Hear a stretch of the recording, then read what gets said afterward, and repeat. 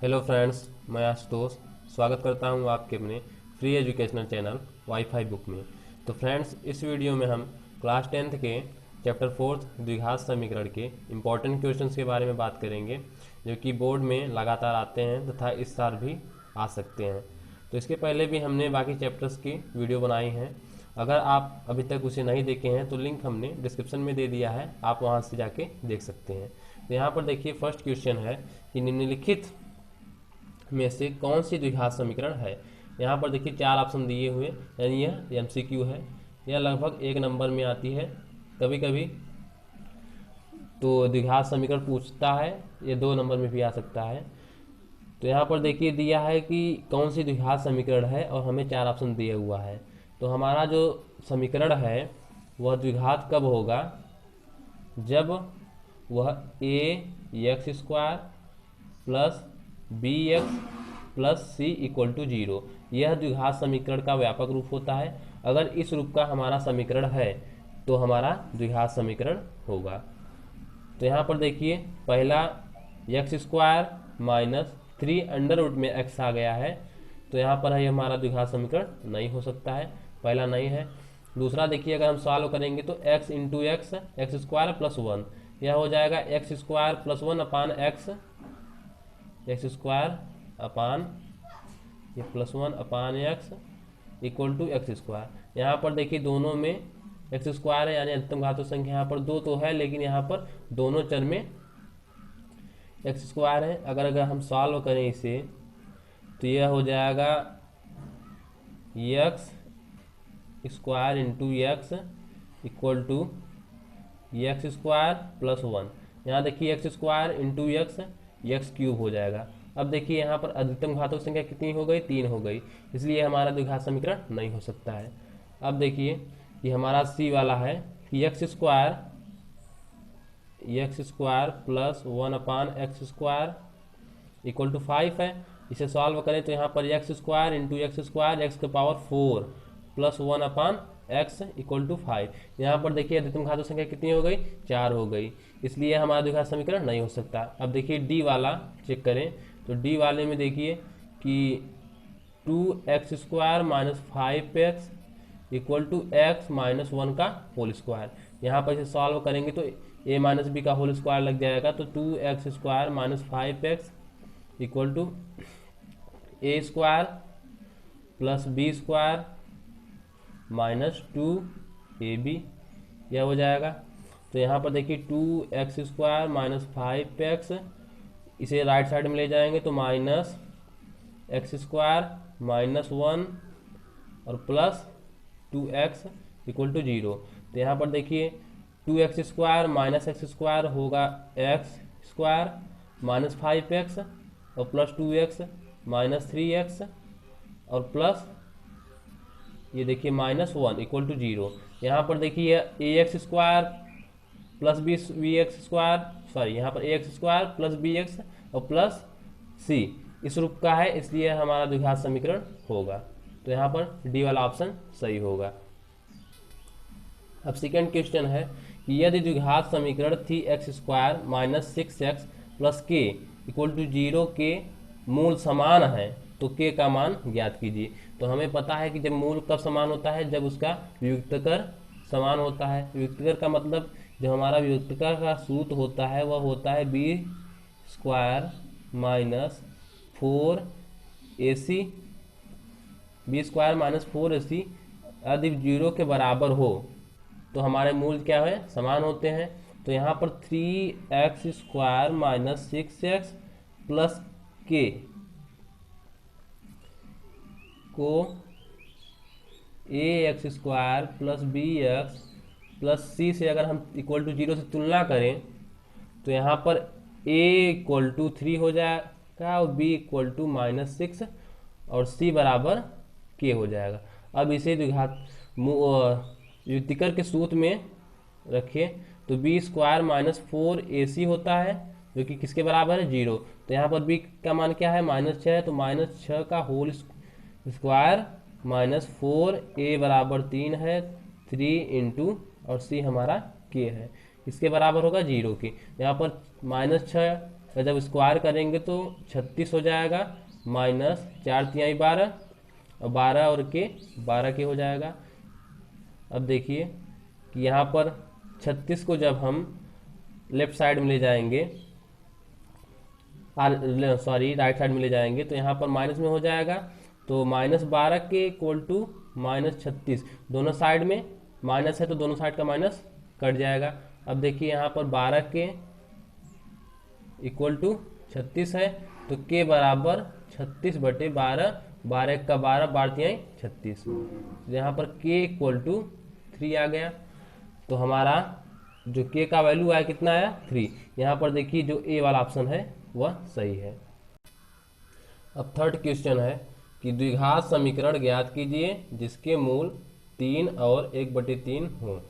तो हमें पता है कि यदि मूलों का योग -b/a होता है और मूलों का गुणनफल c/a होता है, तो यहाँ पर सबसे पहले माना कि अल्फा बराबर 3 तथा हमारा जो बीटा है बीटा बराबर 1/3। तो हमें पता है कि अल्फा प्लस बीटा यानी मूलों का योग जो होता है -b/a के रूप का होता है, और मूलों का गुणनफल क्या होता है यानी alpha into beta equal to c/a। तो यहाँ पर a प्लस बी, तो यहाँ सॉरी अल्फा प्लस बीटा, यहाँ पर अल्फा क्या है 3 है, 3 + 1/3 बराबर किसके होगा -b/a के रूप का होगा। तो यहाँ पर 3 त्रिके 9 और 1 10, तो 10/3 बराबर -b/a। अब इसे देखिए तो हम -b बराबर 10, तो b बराबर -10 हो जाएगा, और a का वैल्यू देखिए a बराबर 3। इसी प्रकार से देखिए अल्फा इंटू बीटा, जब अल्फा इंटू बीटा, अल्फा हमारा 3 है तो हम 3 × 1/3 बराबर c/a। तो 3 × 3, 3/3 इक्वल टू c/a। अब देखिए यहाँ पर c बराबर 3 आ गया और a बराबर 3 है। अब देखिए हमें a का मान ज्ञात हो गया, b का मान ज्ञात है और c का मान ज्ञात है। तो अब इसके व्यापक रूप ax² + bx + c के मान रखने पर, अब देखिए तब हमारा द्विघात समीकरण बनेगा। a के स्थान पर हम a रखेंगे तो यहाँ पर 3x² बन जाएगा, और यहाँ पर प्लस bx, तो यहाँ प्लस b हमारा -10 है तो -10x, और प्लस c के स्थान पर 3। तो अब देखिए हमारा द्विघात समीकरण क्या बनेगा, 3x² प्लस माइनस -10x और प्लस 3 इक्वल टू 0। यह हमारा द्विघात समीकरण बन गया। अब देखिए फोर्थ क्वेश्चन है कि गुणनखंड विधि द्वारा द्विघात समीकरण 3x² - 2√6x + 3 = 0 के मूल ज्ञात कीजिए। हमें गुणनखंड विधि द्वारा ज्ञात करना है। तो यहाँ पर 3x² - 2√6x + 2 = 0 है। अब देखिए यहाँ पर बीच वाली संख्या में से हमें दो संख्या निकालनी है जिसके योग बीच वाली संख्या के बराबर हो।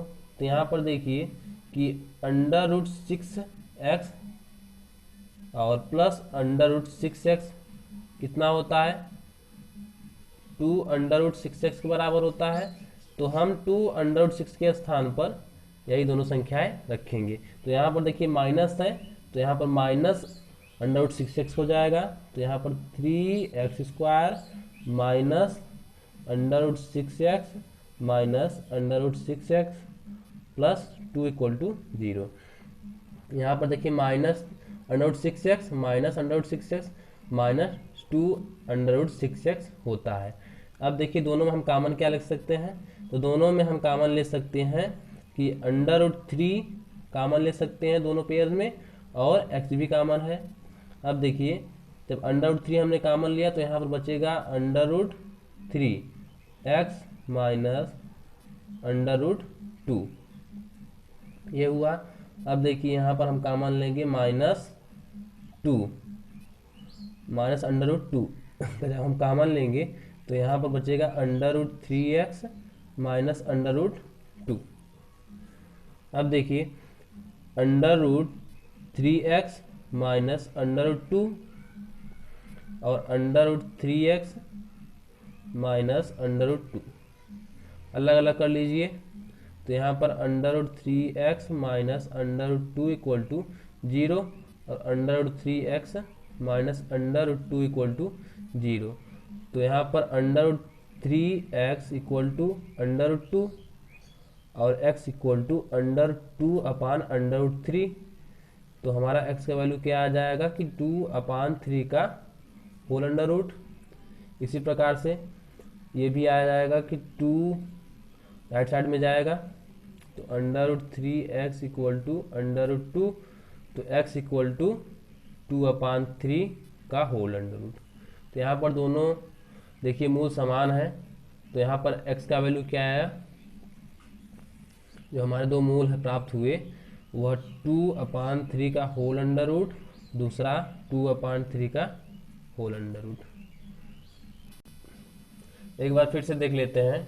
तो यहाँ पर देखिए कि जो हमने √3 कॉमन लिया है तो यहाँ पर √3 बचा, क्योंकि हमें पता है कि √3 इंटू √3 इक्वल टू 3 के बराबर होता है। तो 3 के स्थान पर हम √3 इंटू √3 लिख सकते हैं। इसी प्रकार से √2 लिखे हैं, √2 इंटू √2 बराबर किसके होता है, √2 होता है। क्योंकि यहाँ पर √2 के यहाँ पर √2 तो यहाँ पर क्योंकि √2 होता है वह बराबर होता है किसके, 2 के पावर 1/2 के। अब देखिए फिफ्थ क्वेश्चन है कि 6x² minus x minus 1 equal to 0 को पूर्ण वर्ग बनाकर हल कीजिए। तो यहाँ पर देखिए 6x² minus x minus 1 equal to 0 में इसके बाद हम दोनों पक्षों में x² के गुणांक से भाग दे देंगे। तो यहाँ पर 6x² माइनस x/6 ये हो जाएगा माइनस 1/6 इक्वल टू 0/6। यहाँ पर लिख दिए कि दोनों पक्षों में 6 से भाग देने पर या फिर x² के गुणांक से भाग देने पर अब देखिए 6 कट गया और यहाँ पर x² minus 1/6x minus 1/6 equal to 0 ये हमें प्राप्त हुआ। अब इसे x² माइनस 1/6x माइनस, अब दोनों पक्षों में देखिए यहाँ पर 1/6 पहले राइट साइड में ले जाएंगे तो 1/6 हो जाएगा। अब देखिए यहाँ पर हम 1/6 को क्या लिख सकते हैं, 1/6 को हम 2 इंटू 1/12 लिख सकते हैं, क्योंकि x यहाँ पर देखिए कि 1/6 जो होता है बराबर होता है 2 इंटू 1/12 के, क्योंकि 2 1 का 2 और 2 तिहाई यहाँ पर 2/12 तो 2 1 का 2 2 6 12 1/6 के बराबर ही होगा। तो यहाँ पर 1/6 के बारह स्थान पर हम 2 इंटू यहाँ पर 2 इंटू 1/12 x, अब दोनों पक्षों में 1/12 का होल स्क्वायर करेंगे, 1/6 1/12 का होल स्क्वायर जोड़ने पर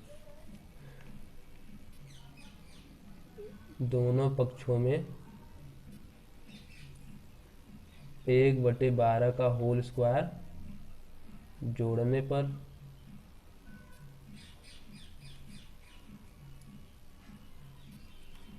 अब देखिए यहाँ पर यह a² माइनस 2ab, यहाँ पर a² minus 2ab plus b² के रूप का है।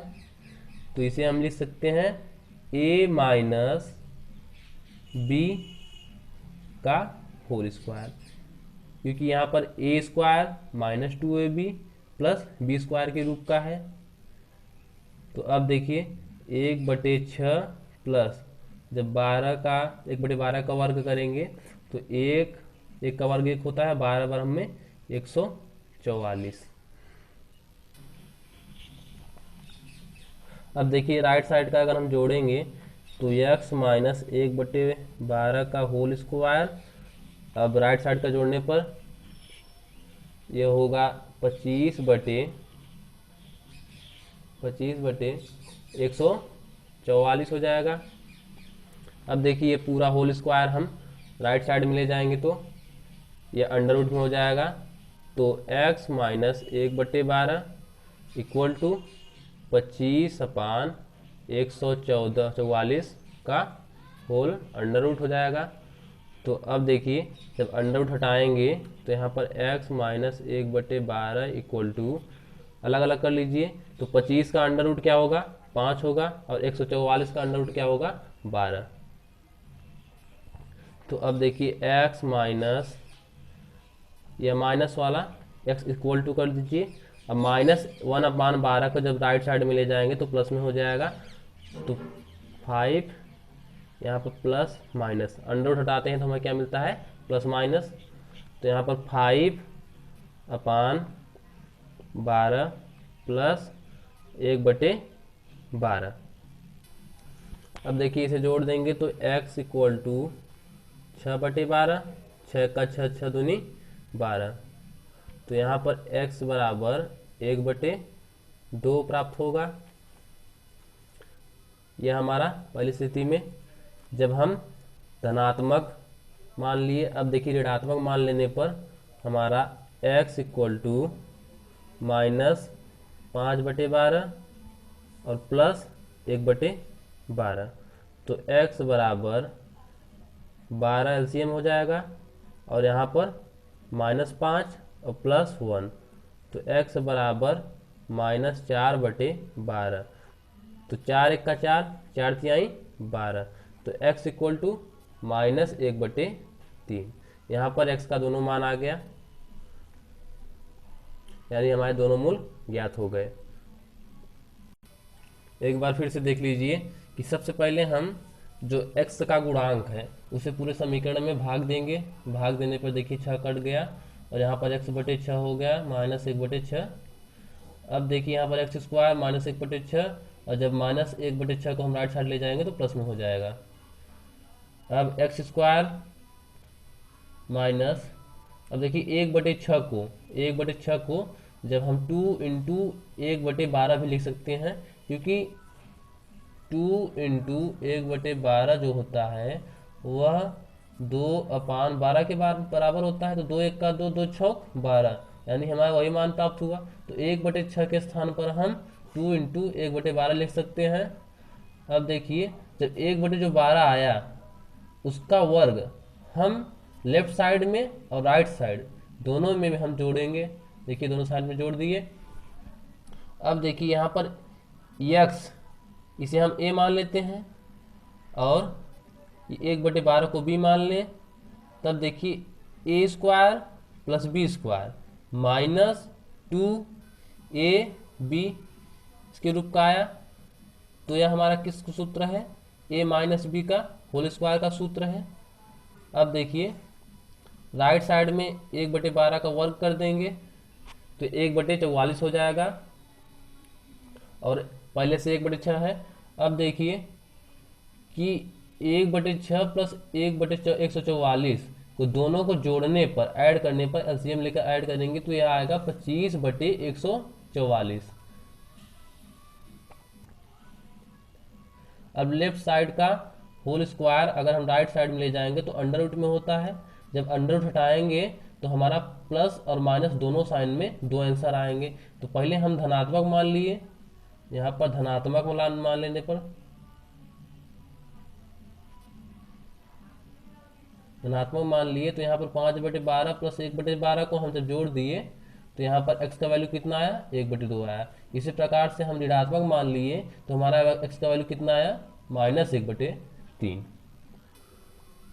अब देखिए 6 क्वेश्चन है कि सूत्र का प्रयोग करते हुए समीकरण 6x² माइनस 7x माइनस 5 को हल कीजिए।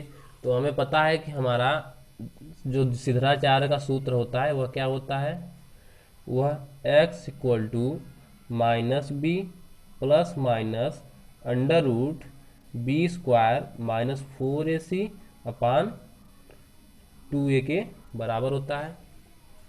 अब देखिए सबसे पहले हम इसे ax² plus bx plus c यानी जो हमारे द्विघात समीकरण का व्यापक रूप होता है उससे हम तुलना करेंगे।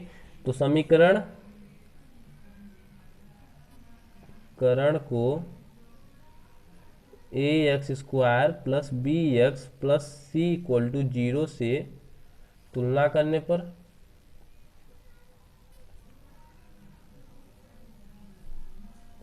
तुलना करेंगे तो हमारा a equal to 6, b equal to minus 7 और c इक्वल टू माइनस 5 आ जाएगा।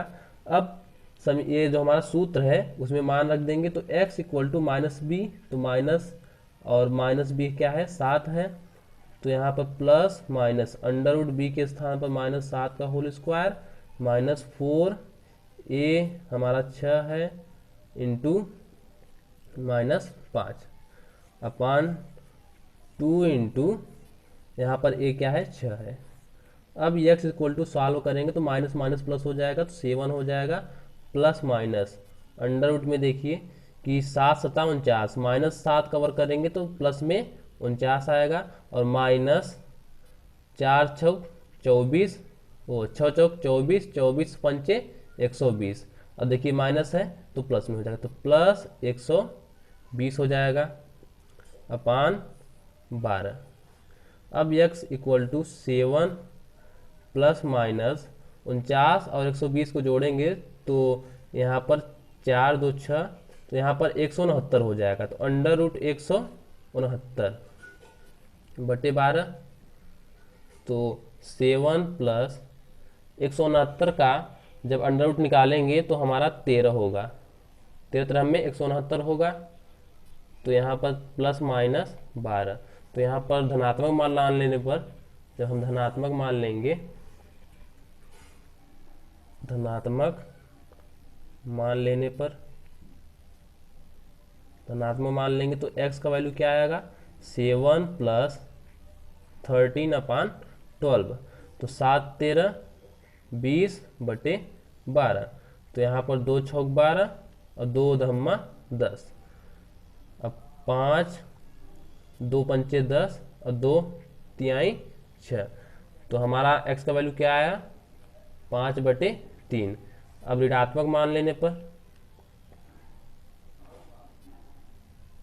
जब ऋणात्मक मान लेंगे तो x इक्वल टू 7 माइनस 13 बटे 12 तो 13 में से 7 घटाएंगे तो ये 6 हो जाएगा तो माइनस 6 बटे 12 तो 6 1 का 6 6 दूनी 12 तो हमारा क्या आया माइनस 1 बटे 2।